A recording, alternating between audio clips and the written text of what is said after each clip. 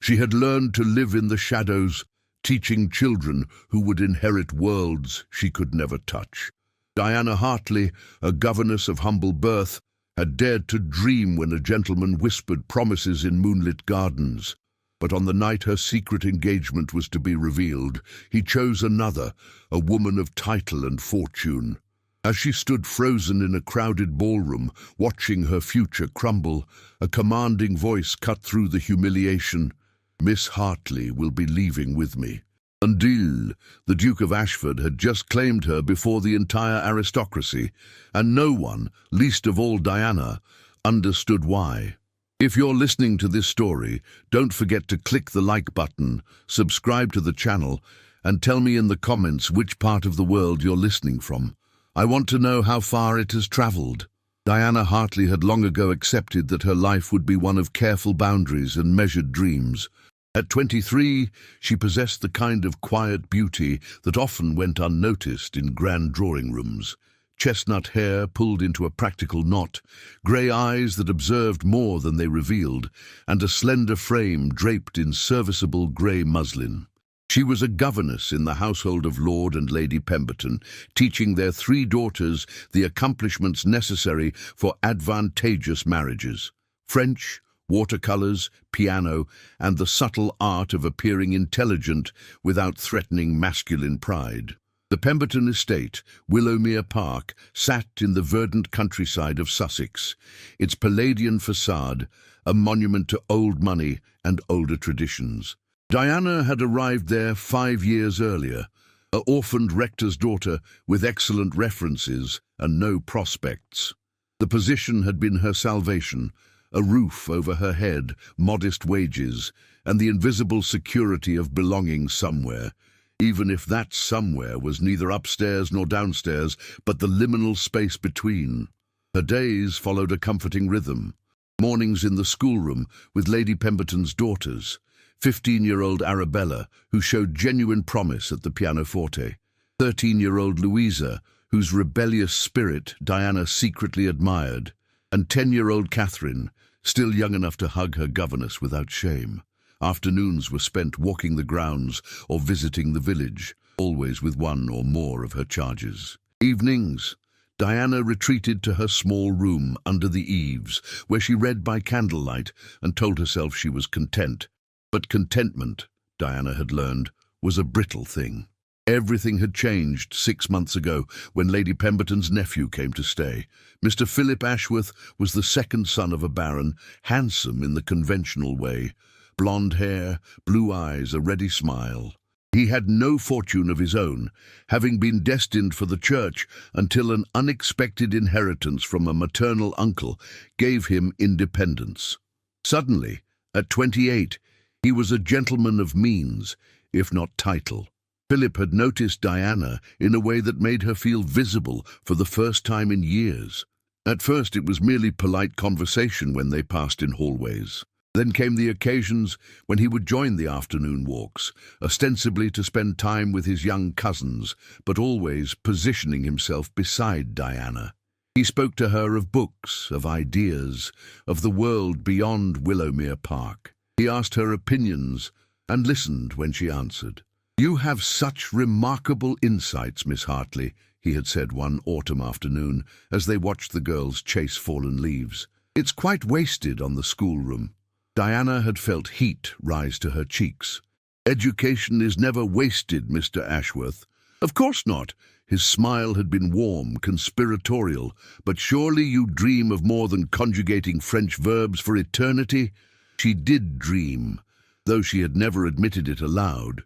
Dreams of a home of her own, of children who would call her mother rather than Miss Hartley, of a partnership built on mutual respect and affection rather than economic necessity. The courtship, if it could be called that, had been necessarily clandestine. Governesses who attracted inappropriate attention were dismissed without references.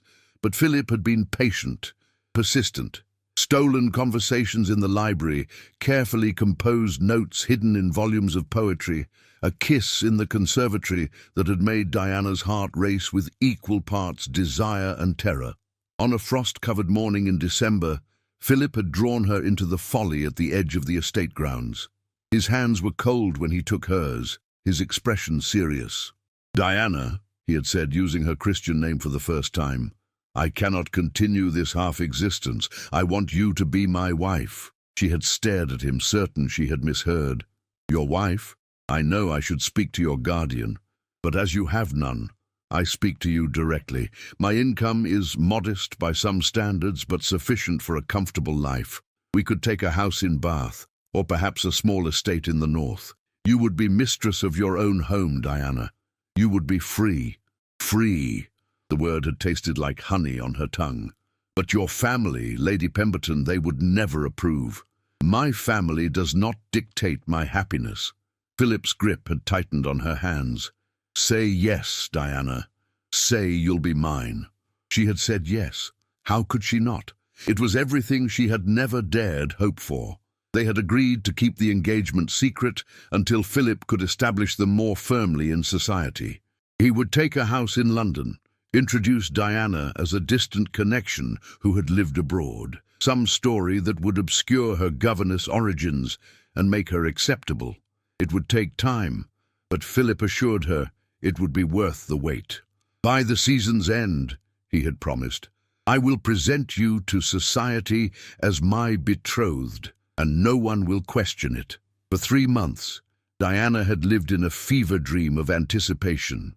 She went through her daily duties with mechanical efficiency, her mind always on Philip, on their future, their home, the children they might have. He was unfailingly attentive, finding moments to reassure her, to bring her small gifts. A book of Wordsworth's poetry, a silk ribbon the color of her eyes, to describe the life they would build together. The Pembertons had decided to spend the spring season in London, taking their daughters to experience the whirl of balls and assemblies, though the girls were still too young for official presentation. Diana, as governess, would naturally accompany them. Philip had already gone ahead to secure lodgings and, he said, to begin laying the groundwork for Diana's introduction. "It will be perfect," he had whispered to her the night before his departure. "Trust me, my darling. By summer, you will be Mrs. Philip Ashworth." Now, in March, Diana stood at the window of the schoolroom in the Pembertons' London townhouse, watching rain streak down the glass.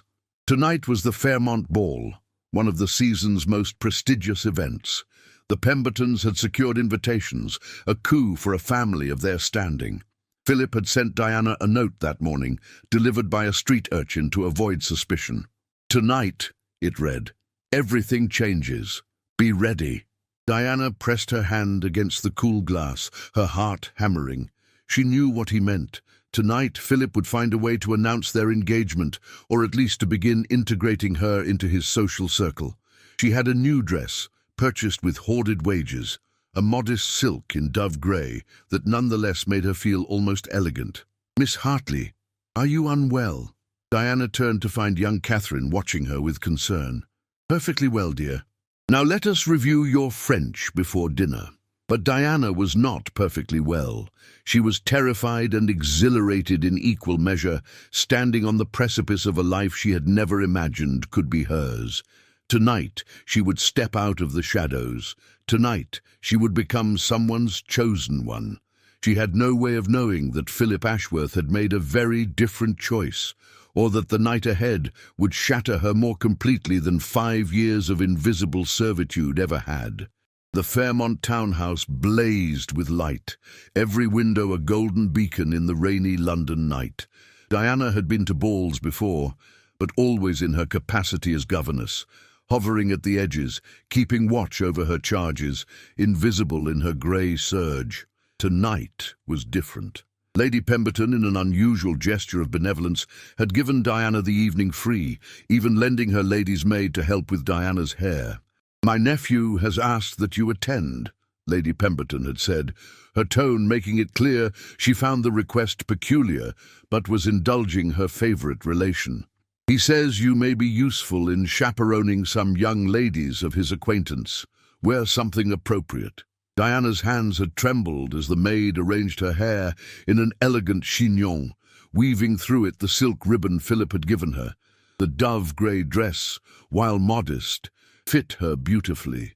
For the first time in years, Diana looked in the mirror and saw not a governess, but a woman who might soon be a wife. She arrived at the Fairmont ball with the Pemberton party, but immediately separated from them as planned. Philip had been clear in his note. He would find her, and they would proceed carefully. Diana made her way through the crowded rooms, her heart racing. The scene before her was intoxicating. Crystal chandeliers, the sweet scent of hothouse flowers, the rustle of silk, and the bright chatter of society at play. She found a position near a column draped in ivy, where she could observe without being too conspicuous. Her eyes searched the crowd for Philip's familiar form. Minutes stretched into a quarter hour, then half an hour. Diana's nerves began to fray. Where was he? Then she saw him. Philip stood near the center of the ballroom, resplendent in black evening dress, but he was not alone. On his arm was a vision in white silk and diamonds, a young woman with golden curls piled high, a heart-shaped face, and the unmistakable bearing of aristocracy. She was laughing at something Philip said, her gloved hand resting possessively on his sleeve. Diana's breath caught. Perhaps it was nothing. Philip would have to maintain appearances to interact with other ladies.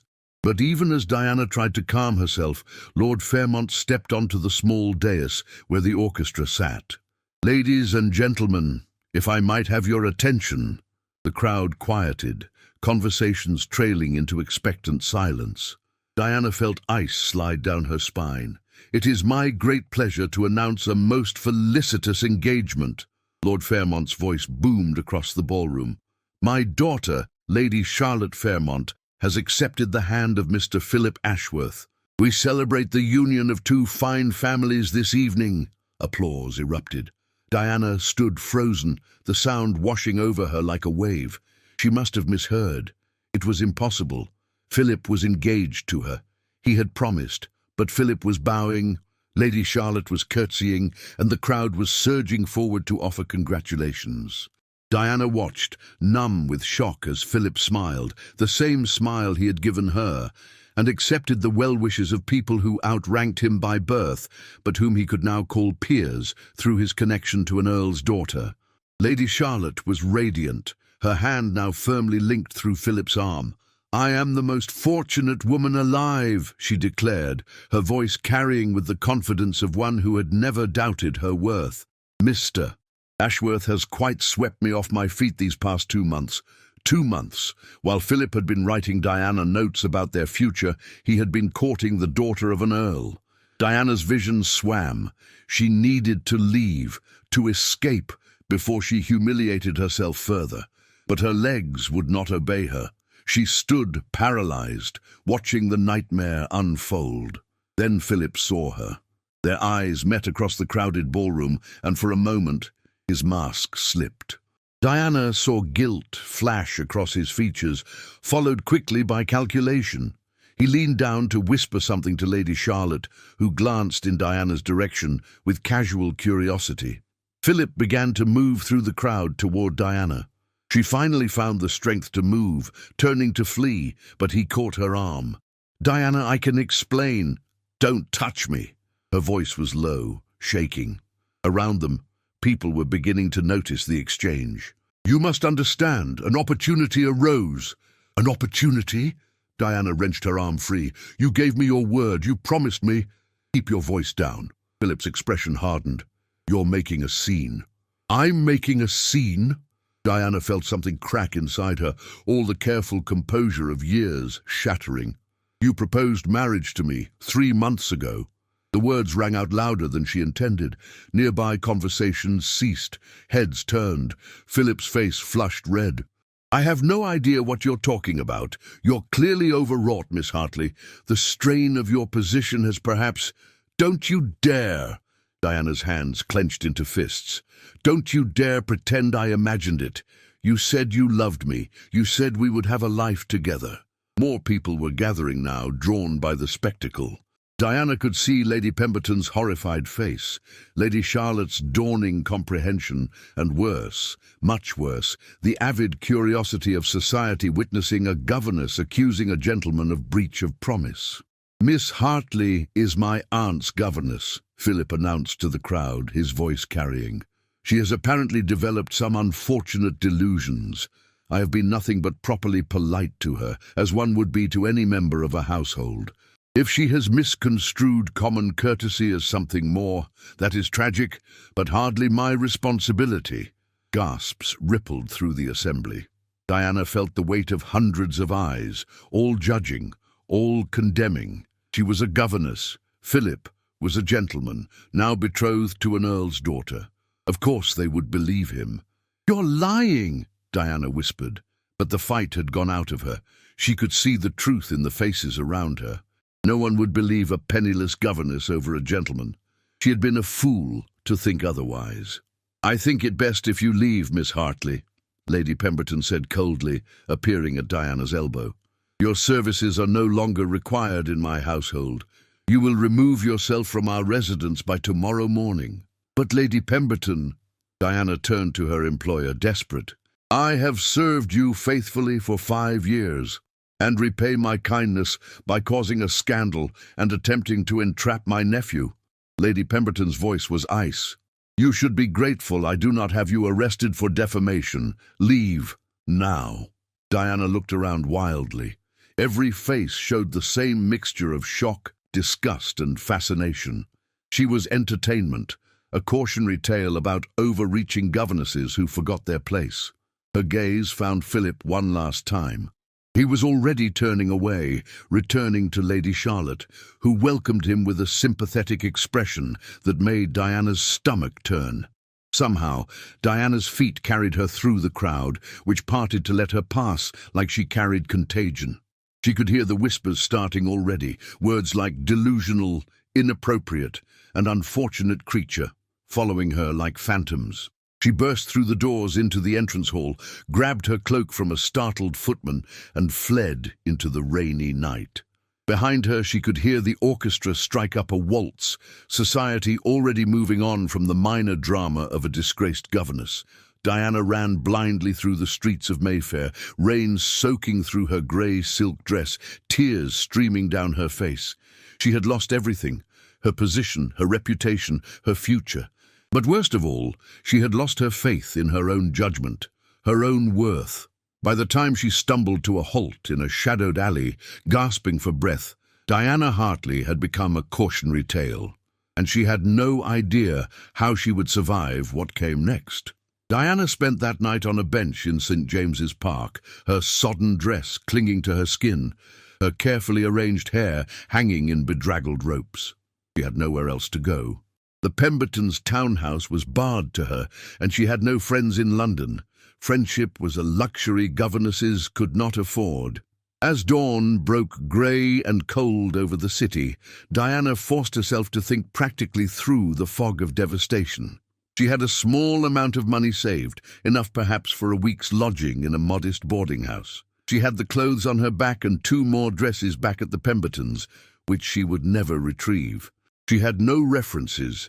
Lady Pemberton would certainly not provide one, and any potential employer would hear of last night's scandal within days. The gossip network of London society was efficient and merciless. Diana was ruined. The realization should have crushed her, but instead she felt a strange numbness settle over her like armor. She had survived her parents' deaths at 18. She had survived 5 years of invisible servitude. She would survive this too, though she could not yet imagine how. As the park began to fill with nurses walking their charges and gentlemen taking morning constitutionals, Diana forced herself to her feet. She could not stay here. She needed to find shelter, food, a plan. It was then that she remembered Aunt Beatrice. Not truly an aunt, but her mother's dearest friend from girlhood. Mrs. Beatrice Thornwell was a widow who lived in Bloomsbury. Diana had not seen her in nearly a decade, but her mother had always spoken of Beatrice with fondness and respect. "Bee marches to her own drum," her mother had said. "Society calls her eccentric, but I call her free." Diana had no idea if Aunt Beatrice would even remember her, let alone offer help, but it was the only thread of hope she could grasp. The walk to Bloomsbury took over an hour, drawing stares from respectable folk who noted Diana's ruined dress and dishevelled appearance. By the time she reached the address, she remembered from old letters. Diana was light-headed with hunger and exhaustion. The house was narrow but elegant, with window boxes full of cheerful daffodils. Diana knocked on the blue-painted door and waited, swaying slightly. A middle-aged housekeeper answered, her expression moving from disapproval to concern as she took in Diana's state. "I need to speak with Mrs. Thornwell," Diana managed. "Please, I'm Diana Hartley, Eleanor Hartley's daughter." Something shifted in the housekeeper's expression. "Wait here." Minutes later, Diana found herself ushered into a warm sitting room cluttered with books, botanical sketches, and various curiosities. A fire burned cheerfully in the grate, and standing before it was a woman of perhaps 55, with iron-grey hair pulled into a loose knot, bright brown eyes, and an expression of sharp intelligence. "My dear child," Aunt Beatrice said, taking in Diana's appearance with one sweeping glance. "You look half-drowned and wholly devastated. Come sit by the fire. Mrs. Davies, bring tea and whatever cold meat we have, and draw a bath." Diana wanted to speak, to explain, but her throat closed with unexpected emotion at this simple kindness. She sank into the chair Aunt Beatrice indicated and burst into tears. She told Beatrice everything over the course of that long morning. The older woman listened without interruption, her expression moving from sympathy to outrage to something Diana couldn't quite identify. When Diana finished, Beatrice was quiet for a long moment. Then she leaned forward. "That man is a contemptible scoundrel. He exploited your vulnerability, made promises he never intended to keep, and when a better opportunity arose, he sacrificed you without hesitation. And society, predictably, has sided with wealth and status over truth and decency." "Oh, I was a fool to believe him," Diana said bitterly. "You were a woman who dared to hope. There's no shame in that." Beatrice's tone was firm. "But we must be practical. You cannot return to governess work, not with this scandal hanging over you. Society has deemed you ruined, so ruined you shall be, but on your own terms." Diana looked up confused. "I don't understand." "You have two choices, my dear. You can slink away to some remote village, live in obscurity, and let this destroy you. Or you can stay here with me, hold your head high, and build a new life that has nothing to do with the approval of small-minded aristocrats." "Stay with you?" Diana repeated faintly. "I have more than enough room and no one to fuss over. I'm too old and too contrary to care what society thinks of me harboring a disgraced young woman. In fact, I rather enjoy the idea of thumbing my nose at them all." Beatrice smiled. "You're educated, articulate, and despite recent events, possess integrity. There are opportunities in London for such women, if one knows where to look." Over the following weeks, Diana discovered Aunt Beatrice inhabited a world entirely different from the aristocratic circles she had served. Bloomsbury was home to writers, artists, intellectuals, and reformers, people who valued ideas over titles, conversation over convention. Beatrice herself was an amateur botanist who corresponded with naturalists across Europe and had published several well-regarded papers under a male pseudonym. "Society allows women to paint watercolors and arrange flowers," Beatrice explained, "but the moment we demonstrate actual scientific knowledge, we become threatening, so we hide behind men's names and let them take the credit. It's infuriating but necessary." Beatrice introduced Diana to her circle of friends. Mrs. Helena Ashford, who ran a salon where radical ideas were discussed freely, Mr. Edmund Cartwright, a reformist journalist, Miss Sarah Ives, who taught at a progressive school for girls, and Dr. Benedict Ashford, Helena's son, who had recently returned from Edinburgh, where he had completed advanced medical studies. It was Dr. Ashford, Benedict, who most intrigued Diana. He was 32, tall and lean, with dark hair that perpetually looked windswept and grey-green eyes that observed the world with keen intelligence. He had none of Philip's conventional handsomeness, but there was something compelling about his features. The strong line of his jaw, the sensitivity of his mouth, the intensity of his gaze when he listened. Diana first met him at one of Helena's salons, a gathering in a book-lined drawing room where 20 people debated everything from prison reform to the latest scientific discoveries. Diana had been reluctant to attend, still raw from her humiliation. But Beatrice had insisted, "You cannot hide forever, my dear, and these people won't judge you for society's stupid rules." Benedict had been discussing his work at a free clinic in Suffolk, treating patients too poor to afford conventional medical care. Diana found herself drawn into the conversation, despite her intention to remain silent. "Surely the poor have access to parish medical care?" someone asked. "In theory," Benedict replied, his voice deep and measured. "In practice, the system is overwhelmed and often indifferent. I've seen children die of treatable infections because their parents couldn't afford the consultation fee. It's unconscionable." "You must have studied fascinating cases," Diana heard herself say. "The health challenges of poverty versus affluence. The contrast alone would be educational." Benedict's eyes fixed on her with sudden interest. "Exactly right. I've learned more treating dock workers and seamstresses than I ever did in Edinburgh's lecture halls. Real medicine happens where suffering is, not in comfortable consulting rooms." They talked for over an hour, Diana finding herself engaged in a way she hadn't experienced since before the Fairmont ball. Benedict treated her as an intellectual equal, asking her opinions, building on her ideas, never once patronizing or dismissing her. When Beatrice finally extracted her to go home, Benedict caught Diana's hand briefly. "I hope you'll attend future gatherings, Miss Hartley. It's rare to find someone who truly listens rather than simply waiting to speak." As Diana lay in bed that night in Beatrice's comfortable guest room, she realized she hadn't thought about Philip Ashworth for hours. She had been too absorbed in conversation, in ideas, in the heady realization that there were men who valued a woman's mind as much as her appearance or connections. It was the first night since the ball that she didn't cry herself to sleep. Over the following weeks, Diana became a regular at Helena's salons. She helped Beatrice with her botanical work, learning to sketch specimens and compile research. She began volunteering at Sarah's school, discovering a talent for teaching that went beyond mere accomplishment. And she found herself increasingly drawn to Benedict Ashford's quiet, steady presence. Unlike Philip's effusive charm, Benedict's appeal was subtle.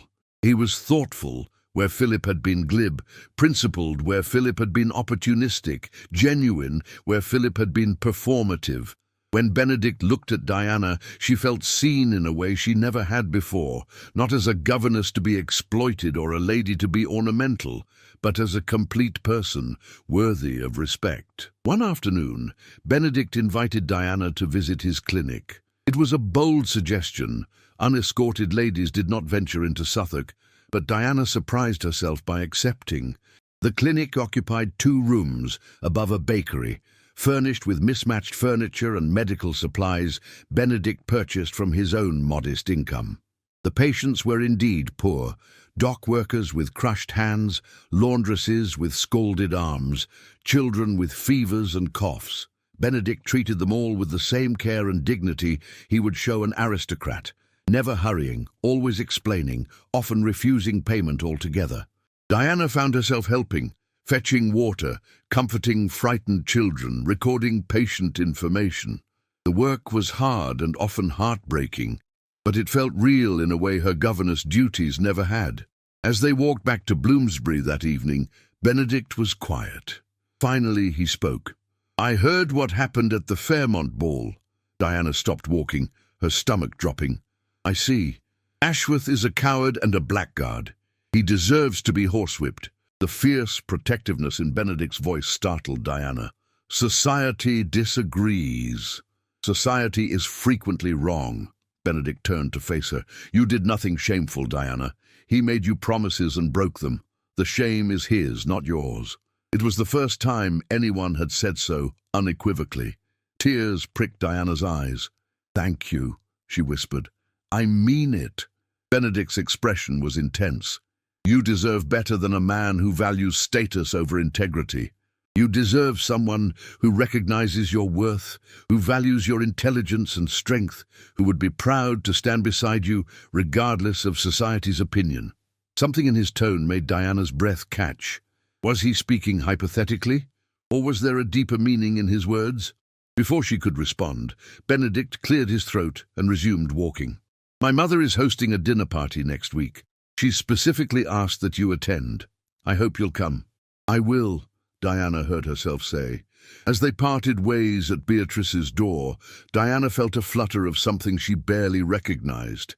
Not the desperate hope she had felt with Philip, but something quieter, steadier, more real. It felt like the beginning of something new, something that might impossibly lead to healing, and perhaps even to happiness. Helena Ashford's dinner party was a far cry from the glittering balls of Mayfair.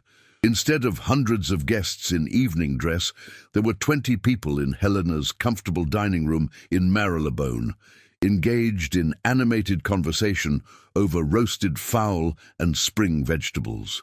Instead of empty pleasantries, there were debates about literature, science, and social reform. Diana wore a dress Beatrice had insisted on purchasing, a soft blue muslin that brought out the color of her eyes.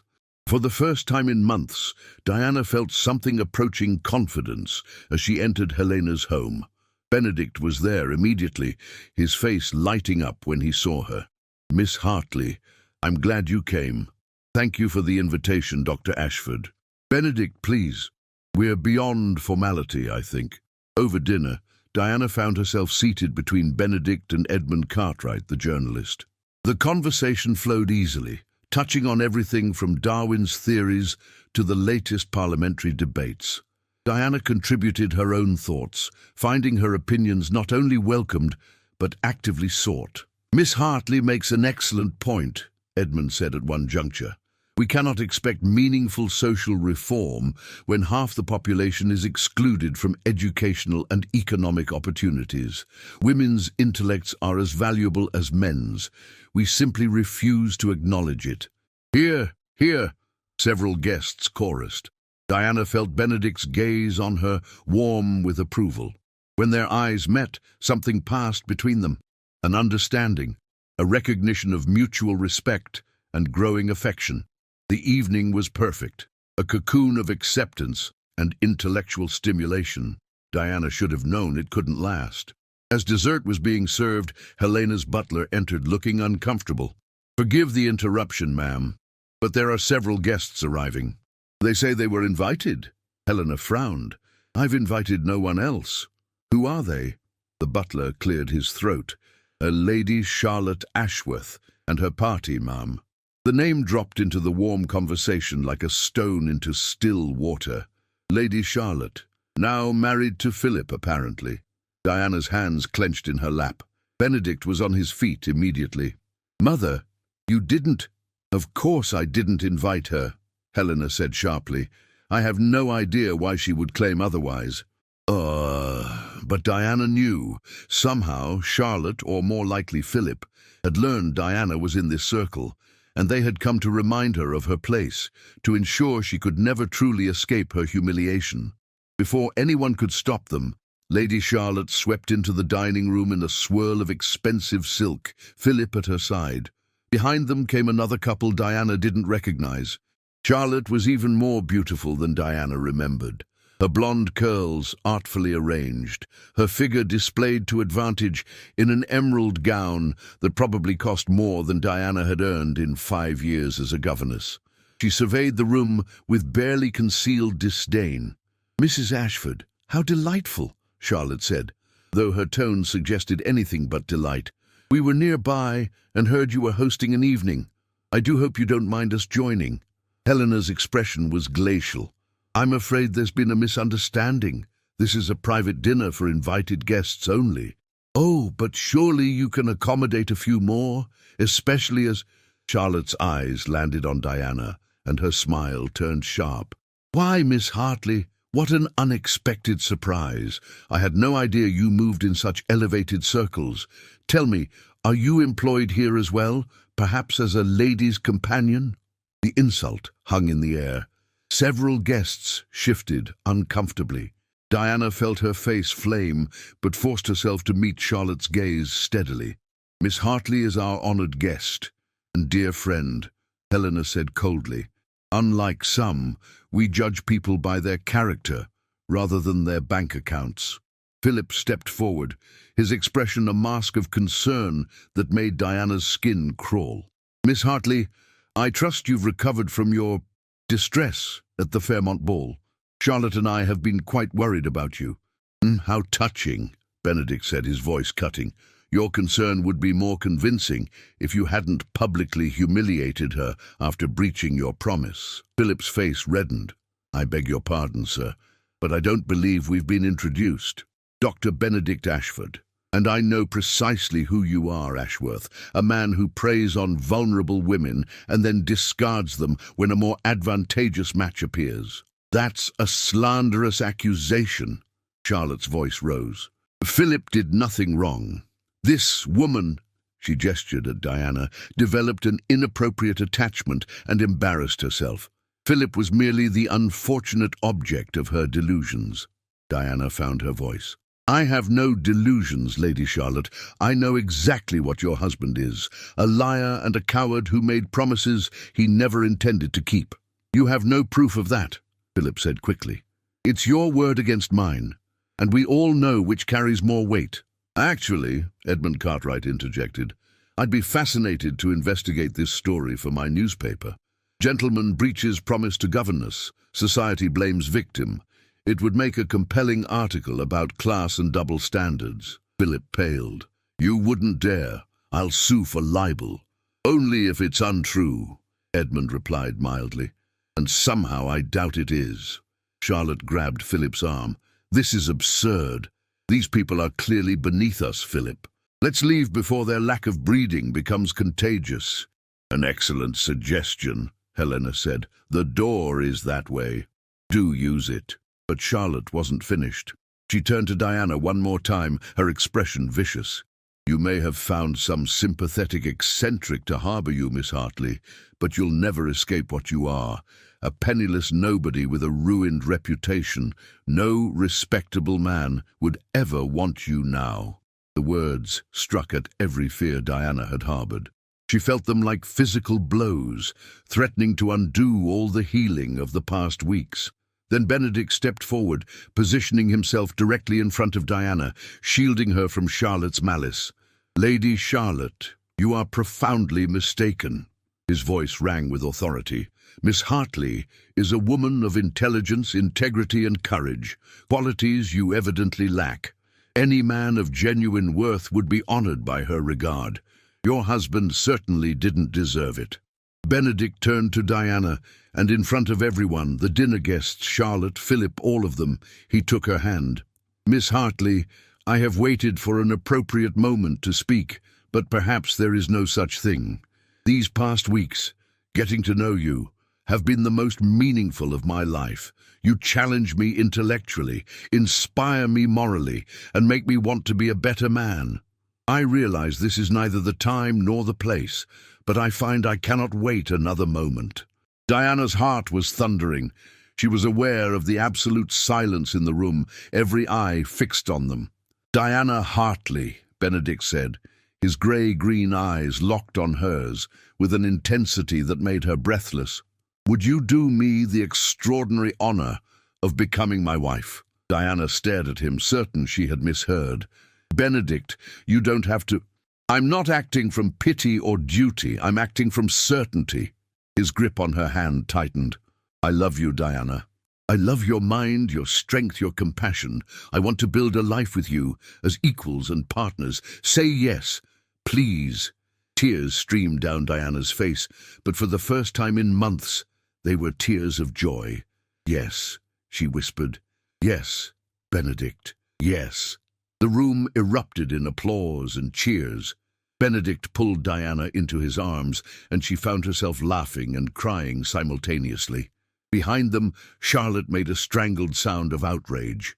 "This is ridiculous. He's a nobody, a physician who treats dock workers. He has no title, no estate. He has honor," Diana said, turning to face Charlotte without leaving the circle of Benedict's arms. "He has principles. He has my respect and my love. That's more than you or your husband will ever understand." Philip was tugging at Charlotte's arm, his face red with humiliation. "Let's go. Now." "No." As the couple fled, trailed by their forgotten companions, the dinner party transformed into an impromptu celebration. Helena was weeping with joy, Beatrice was cackling with delight, and Edmund was already composing a very different article in his head. Benedict cupped Diana's face in his hands, his expression tender. "I meant every word. We'll face society's censure together, and we'll be happy despite them." "Because of them," Diana corrected, smiling through her tears. "If I hadn't been publicly humiliated, I never would have found my way to you. Strange as it sounds, I'm grateful for what happened. It brought me here, to this moment, to you." "Then I suppose I should thank Ashworth," Benedict said with a wry smile. "His loss is profoundly my gain."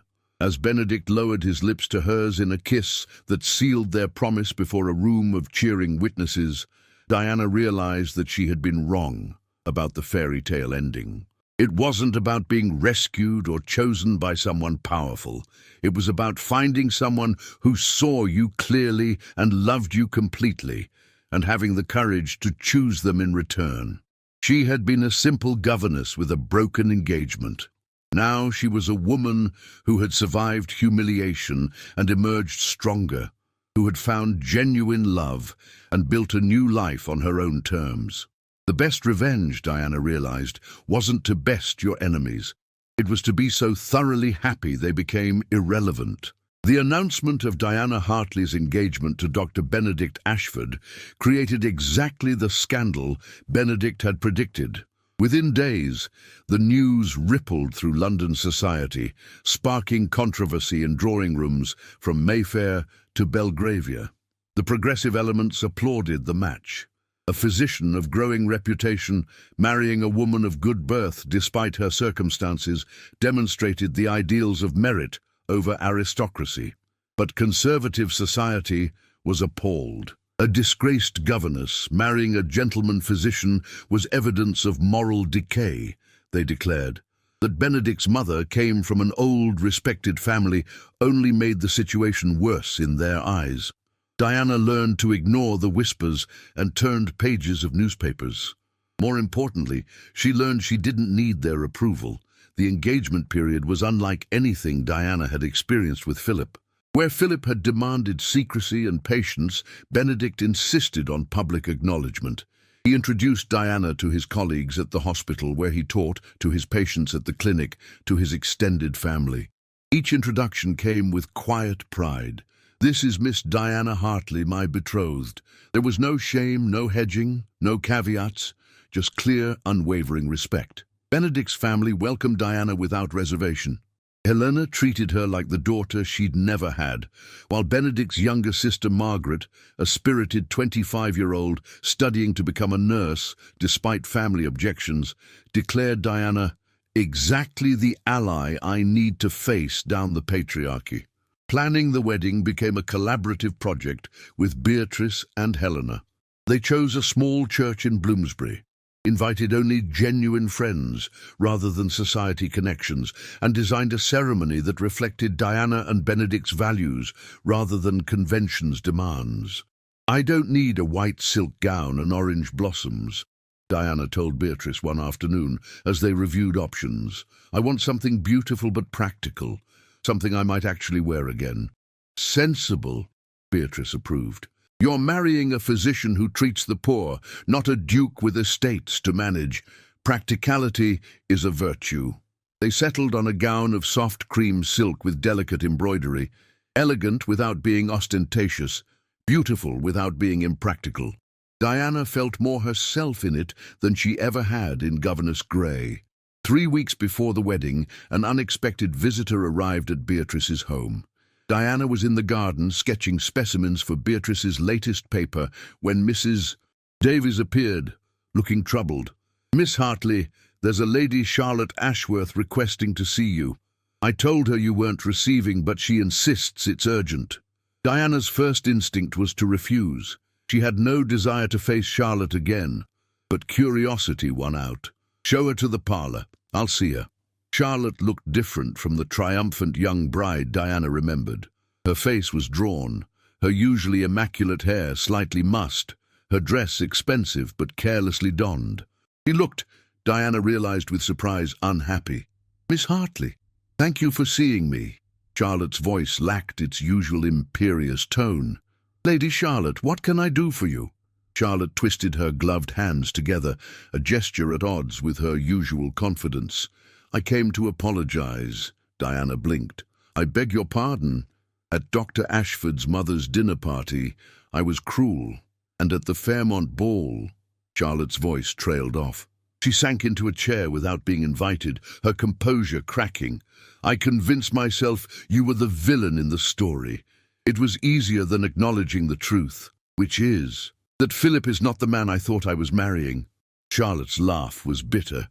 "You tried to warn everyone, but I was so pleased with my catch, a handsome gentleman with independent means who could give me consequence without the crushing weight of a great family. I thought I was clever." What's happened?" Diana asked, her animosity softening despite herself. "He's gambling badly. The inheritance from his uncle is nearly gone, squandered on cards and horses. He's borrowing from moneylenders using my dowry as collateral." Charlotte's hands trembled. "My father is furious. He's threatening to cut off my allowance, to disown me for bringing scandal on the family.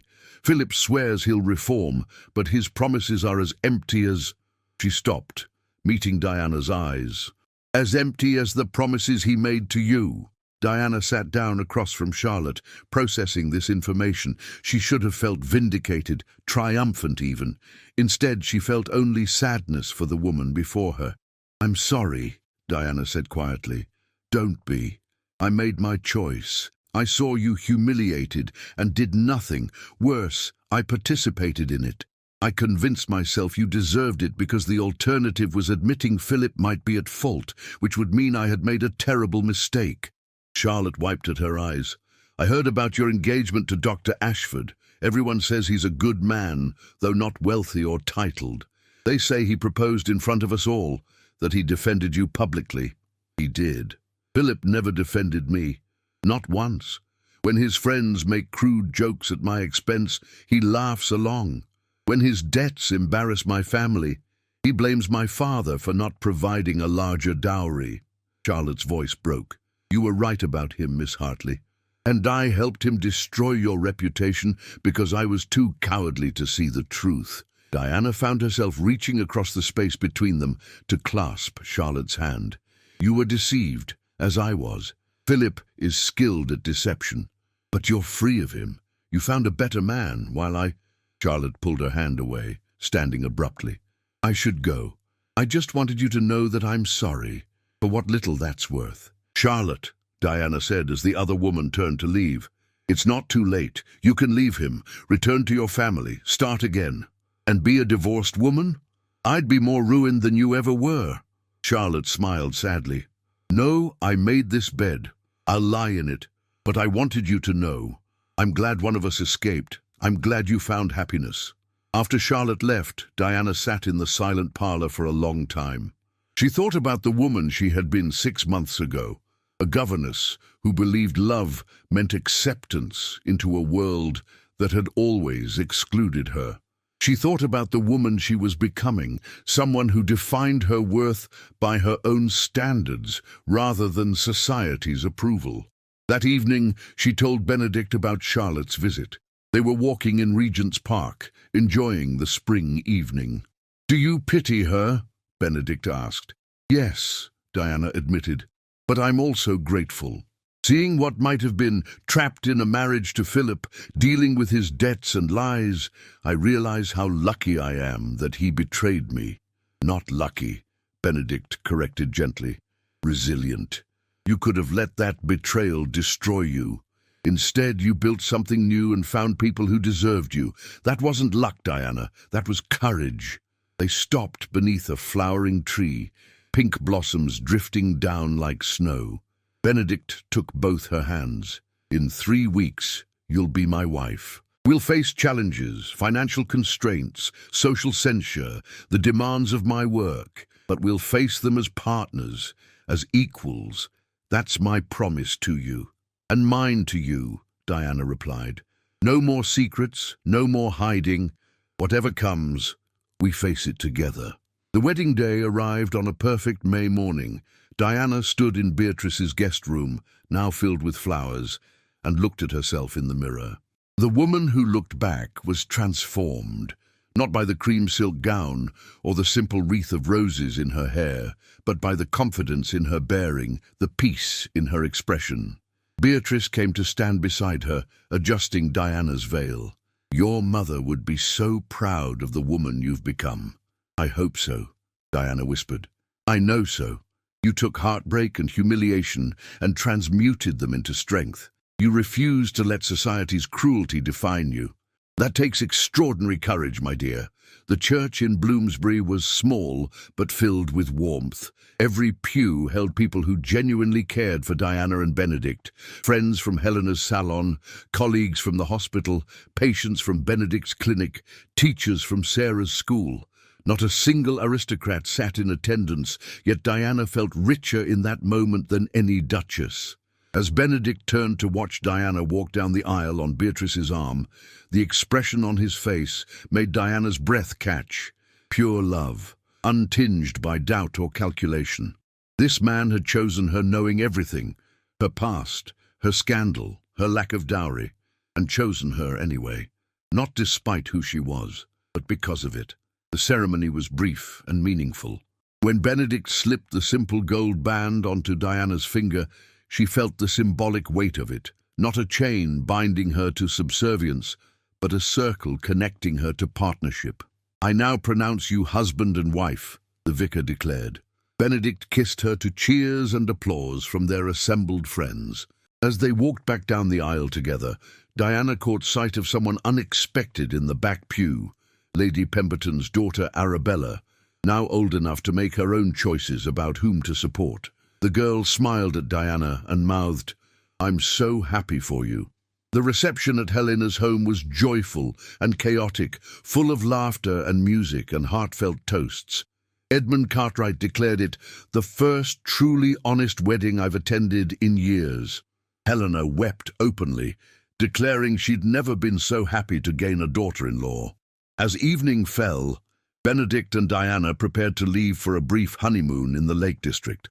Benedict had borrowed a friend's cottage, and they would spend a week walking, reading, and enjoying simply being together. As they said their goodbyes, Diana found herself outside the house with Helena. Thank you, Diana said, embracing her mother-in-law, for welcoming me, for accepting me, for giving me a family. My dear girl, Helena said warmly, you gave me a gift by saying yes to my son. He's been waiting his entire life for someone who could match his passion and principles. You're exactly what he needed, and I suspect he's exactly what you needed too. In the carriage heading north, Diana rested her head on Benedict's shoulder, watching London fade behind them. Any regrets? Benedict asked softly. Diana thought about the question seriously. Did she regret loving Philip? No, that pain had taught her what real love wasn't. Did she regret the humiliation at the Fairmont ball? No, it had freed her from a world that never valued her anyway. Did she regret the years as a governess? No, they had taught her resilience and independence. Not a single one, she said finally. Every step of my journey led me here, to you, to this life. I wouldn't change any of it. Benedict kissed the top of her head. Then we're perfectly matched, because I wouldn't change you for anything in the world. As the carriage rolled through the deepening twilight, Diana realized she had finally found what she'd been searching for all along. Not acceptance from society, not rescue from poverty, but genuine partnership with someone who saw her clearly and loved her completely. She was no longer a governess hoping for escape. She was Diana Ashford, wife, partner, and woman who had chosen her own path to happiness. 8 months later, Diana stood in the front room of the townhouse in Clerkenwell that she and Benedict called home, arranging dried specimens for Beatrice's upcoming lecture to the Royal Botanical Society. Outside, rain drummed against the windows, but inside, the fire burned warmly and the space hummed with purposeful activity. Their home was modest by aristocratic standards, 3 stories in an unfashionable but respectable neighborhood, filled with mismatched furniture and overflowing bookshelves. But to Diana it was paradise. Every object held meaning. The desk where Benedict wrote his medical papers, the dining table where they hosted weekly gatherings, the laboratory room Diana had claimed for her botanical work, the parlor where Benedict's clinic patients sometimes waited when the clinic itself was overwhelmed. Life as Mrs. Ashford bore no resemblance to the existence Diana had imagined as Philip's wife. There was no grand estate, no army of servants, no elaborate social calendar. Instead, there was work, meaningful, challenging, exhausting work that fed Diana's soul in ways governessing never had. She had become Beatrice's formal research assistant, contributing to papers on plant morphology and adaptation.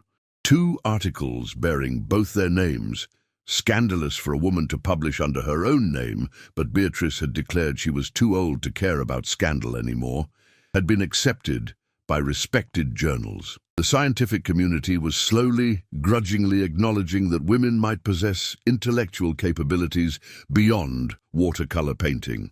Diana had also taken on teaching responsibilities at Sarah's progressive school, where girls learned mathematics, science, and philosophy alongside traditional accomplishments. Her students called her Mrs. Ashford, but looked at her with a respect Diana had never received as Miss Hartley the Governess. She was shaping minds, opening doors, showing young women that they could aspire to lives beyond marriage markets and drawing rooms. And 3 times a week she accompanied Benedict to his clinic in Suffolk, where she had become as much a fixture as her husband. The patients called her Mrs. Doctor, and she assisted with everything from taking medical histories to comforting frightened children to managing the clinic's meager accounts.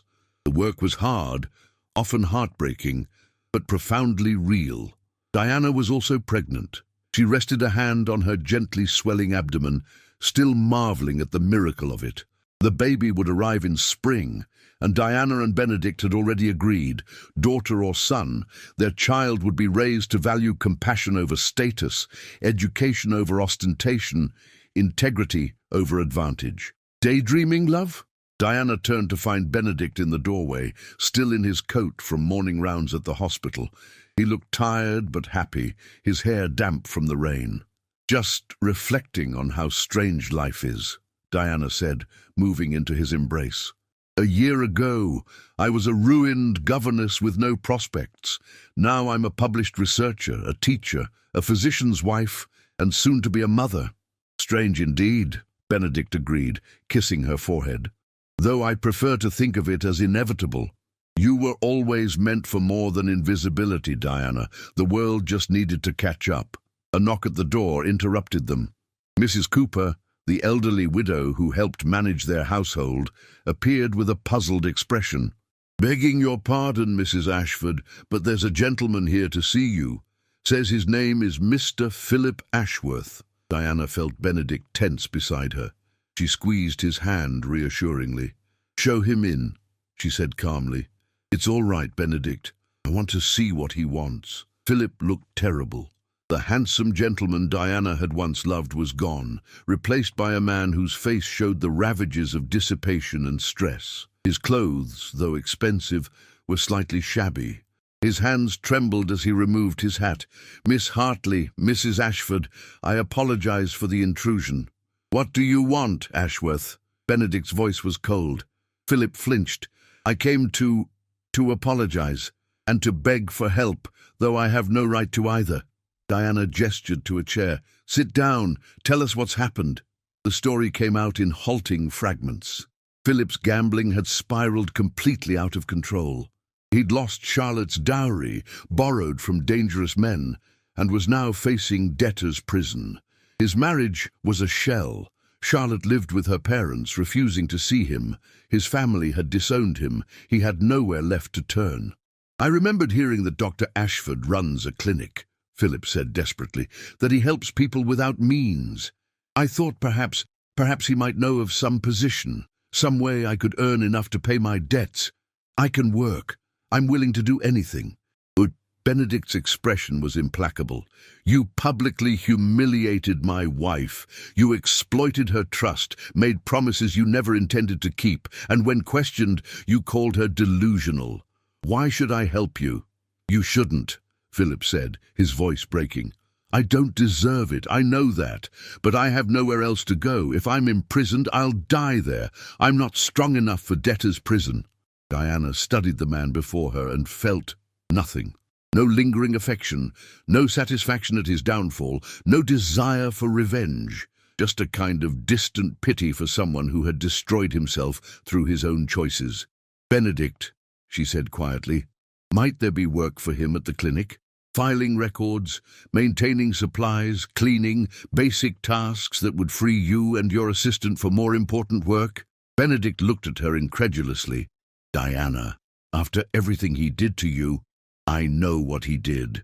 I also know that I'm happy, and he's miserable. That's justice enough for me." Diana met Philip's eyes. "If we help you, it will be because I choose mercy, not because you deserve it. You will work hard for minimal pay. You will treat every person at that clinic with respect, regardless of their station, and you will never ever speak to me of the past. Do you understand?" Philip nodded, tears streaming down his face. "I understand. Thank you. You're far better than I ever deserved." "Yes," Diana agreed without rancor, "I am." After Philip left with instructions to report to the clinic the next morning, Benedict pulled Diana close. "That was extraordinarily generous of you." "Not generous, strategic." Diana smiled slightly. "You need help at the clinic, and he needs to learn what honest work feels like. Besides, there's a certain satisfaction in knowing he'll spend his days watching the life I've built with you. Everything he could have had if he'd kept his promises." "Remind me never to cross you," Benedict said with a laugh. "You're far more formidable than you appear." That evening, they attended Helena's salon, where Diana was scheduled to present her research on adaptive plant variations in urban environments. The room was packed with intellectuals, scientists and reformers, the cream of progressive London society. Diana's presentation was well received, sparking lively debate and several requests for collaboration. As she fielded questions and engaged with fellow researchers, she caught sight of her reflection in a mirror and barely recognized herself. This confident woman in practical but elegant dress, gesturing enthusiastically about plant morphology, while her physician husband looked on with obvious pride, bore no resemblance to the invisible governess in grey serge. After the presentation, Arabella Pemberton approached shyly. She was 17 now, about to make her debut, but clearly had inherited none of her mother's social rigidity. "Mrs. Ashford, that was brilliant," Arabella said. "I've been following your published work. I wondered if I might visit your laboratory sometime. I'd love to learn more about botanical research." Diana's heart swelled. "Of course. You're welcome any time, Arabella. In fact, we're always looking for eager assistants. If you're serious about pursuing scientific study, I'd be happy to mentor you." "Mother would be horrified," Arabella said with a grin. "Undoubtedly. Does that concern you?" "Not even slightly. I've learned from watching you that sometimes the most important thing is to disappoint the right people." Diana laughed. "Wise beyond your years. Come by on Tuesday afternoon and we'll begin." Listen, as the evening wound down, Diana found herself in conversation with Edmund Cartwright, who had become a close friend. "I'm writing an article about women in science," Edmund said. "How education and opportunity allow female intellects to flourish when given the chance. I'd like to feature you prominently if you're willing." "Will anyone read it?" Diana asked. "Or will they dismiss it as radical nonsense?" "Some will dismiss it, but others, Young women like Miss Pemberton, like Sarah's students, like your future daughter perhaps. They'll read it and realize there are paths available beyond what society prescribes. Isn't that worth the criticism? Diana thought of her own journey, from invisible governess to published researcher, from humiliated outcast to respected educator. Every step had been hard-won, fought for against the weight of convention and prejudice. "Yes," she said firmly, "it's worth it. Tell my story. Tell all our stories. The more women see possibilities, the harder it becomes to keep them constrained." Later that night, Diana and Benedict walked home through rain-washed streets, arm in arm. Above them, clouds parted to reveal a scatter of stars. "Do you ever wonder what life would have been like if Philip had kept his promises?" Benedict asked. Diana considered the question honestly. "I think I would have been comfortable but constrained. He would have wanted a wife who reflected well on him, not a partner who challenged him. I would have learned to make myself smaller, quieter, less. In trying to escape servitude, I would have chosen a gilded cage. While now I'm free. Truly free to think, to work, to grow, to fail and try again, to be a full person, not a decorative object or an invisible servant. I could never have had that with Philip." Diana looked up at her husband. "But with you, I have everything I never knew I needed. Respect, partnership, love that doesn't demand I diminish myself." Benedict stopped walking and cupped her face in his hands. "You have made me believe in justice, Diana. The universe took a man unworthy of you and gave me the greatest gift of my life. I will spend the rest of my days trying to deserve you." "You already do," Diana whispered. "Every single day." As they resumed their walk home, Diana felt a profound sense of peace settle over her. She had been tested by betrayal and humiliation, had faced society's judgment and survived it, had rebuilt her life from ruins into something more beautiful and authentic than she could have imagined. She was no longer the simple governess with a broken engagement, defined by what had been done to her. She was Diana Ashford, researcher, teacher, advocate, wife, and soon mother. A woman who had chosen her own path and found not just happiness but purpose. The Duke, Benedict, had claimed her before his family and all society, but the true claiming had been mutual. They had chosen each other, freely and completely, building a life based on shared values rather than social advantage. As they reached their modest home in Clerkenwell, lights glowing warmly in the windows, Diana realized this was what she had been searching for all along. Not rescue, not elevation, not entry into a world that had never wanted her. Just this, a life lived authentically, work that mattered, love that endured, and the freedom to bloom exactly where she was planted. She had been a governess. She had been betrayed. She had been humiliated and cast out, and from that devastation she had become more than she ever dreamed possible. That, Diana thought as Benedict opened their door and welcomed her home, was the truest kind of happy ending, not the one society prescribed, but the one she had earned through courage, resilience, and the willingness to define her own worth. The story was far from over. There would be more challenges, more struggles, more moments when the world tried to put her back in her assigned place. But Diana was ready for them all. She had learned the most important lesson. She was enough, exactly as she was. And with Benedict beside her, she could face anything. If you enjoyed this story, please take a moment to subscribe to the channel and hit the like button. Share your thoughts in the comments below. I'd love to hear which part of the story resonated with you the most. And don't forget to tell me, where in the world are you listening from? Your support helps me bring more stories like this to life. Thank you for being part of this journey.